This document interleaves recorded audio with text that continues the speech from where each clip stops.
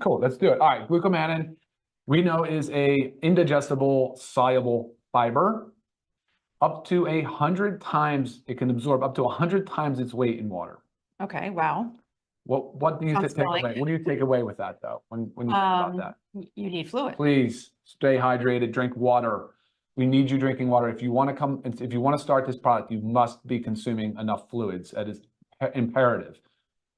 So And I mean, what's a good rule of thumb? So like minimum is half your body half weight. your in body ounces. weight. And yeah, Yeah, so minimum, guys. I'm 210, so 105 ounces a day is minimum, right? Right. So that's a good goal. And you can work your way into it. But again, we'll talk about a little bit about titration and how to move through everything we're talking about too. So one thing I really liked about glucomannan, though, it's been around for like forever. I mean, I think it was Asian cultures. Yeah, Asian cultures for millennia. I mean, it's like we're talking about thousands of years this product has been used. It's a naturally sourced product, and it ferments really nicely in the large intestine in the colon and produces some short chain fatty acids and butyric. So butyric acid is one of them. We've probably heard of butyrate. Like it's very beneficial.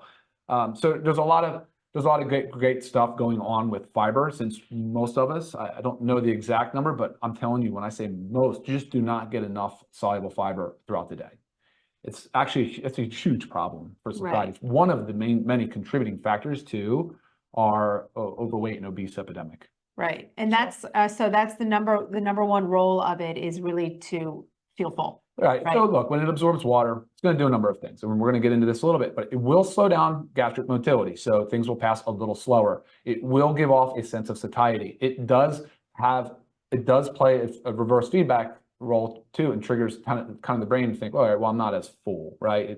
So a lot of these things will help you with cravings, right? Okay. And binge, like going hard on binge and eating so much and too much, right? We've always heard the advice like try to stop eating when you're 80% full. Right. But that's kind of hard when you're real hungry and you get in there and you eat real fast, because it does take about 15 minutes for food to get through the stomach to the intestine to signal that, hey, you've been eating, you should be good by now.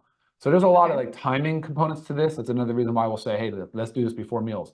We've also heard like the advice where you can take mixed nuts like almonds or cashews or something, like 30 minutes or an hour or before eating to help that a little bit. So you're not, and don't go to the grocery store starving, right? They say you spend more money and buy more junk food.